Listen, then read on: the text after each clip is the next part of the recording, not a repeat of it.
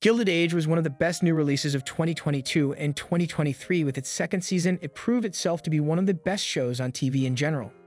I know some people find the show a bit boring, but let's be honest, back in 2010, when another period drama, Downton Abbey, was released, I remember that the viewers were once again divided on whether the show was boring or not. And yet today, whenever we think about the iconic series, we all agree that it is a timeless series that is one of the best in its genre. I feel like a similar fate awaits for the Gilded Age as well. The interesting thing, though, being iconic is not the only similarity between these two shows.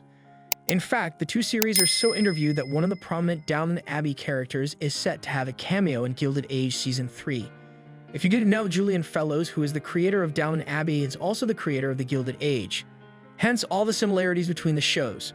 Downton Abbey follows the Crawley family through the transformative events of the early 20th century in the UK. Despite the show's immense popularity and ongoing success, it has opted for sequels rather than spin-off series. While spin-offs are becoming more common, Downton Abbey has chosen to continue the narrative through sequel movies, with rumors of another season circulating for years at this point. In the meantime, Fellowes has explored different eras in other historical dramas like Dr. Thorne and Belgravia, but none achieved the same acclaim as Downton Abbey. Then he ended up in the Gilded Age, which is his most successful series since Downton Abbey.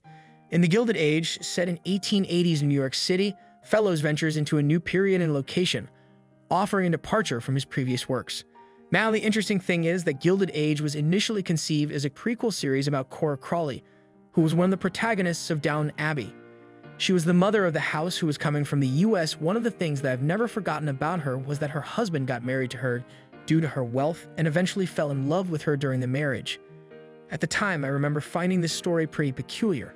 Eventually, though, Fellowes decided otherwise, and the Gilded Age now stands independently, free from the predefined ending of Downton Abbey. Nevertheless, the show is still influenced by Downton Abbey, evident in its characters, their goals, and familial relationships. The roots of the Gilded Age as a prequel to Cora's story are noticeable, particularly in the parallels with the Russell family, representing new money and aspiring to ascend socially. The similarities extend to characters like Agnes Van Ryn and Ada Brooks, reminiscent of the dynamic between Violet and Isabel Crawley. It seems like in Season 3, Fellowes plans to take these similarities to the next step and actually include the younger version of Cora in the Gilded Age Season 3 as a cameo.